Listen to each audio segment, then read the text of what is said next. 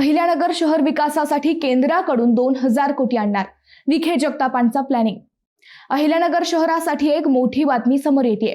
तब्बल 2000 कोटी रुपयांचा विकास आराखडा तयार करण्यात आला असून हा निधी थेट केंद्र सरकारकडून आणण्याचा प्लॅन आखला जात आहे।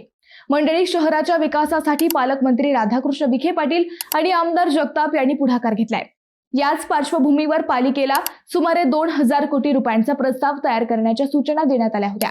त्यानुसार महापालिका आयुक्त यशवंत रांगे यांनी विविध मोठ्या प्रकल्पांचा समावेश असलेला आराखडा तयार केला आहे।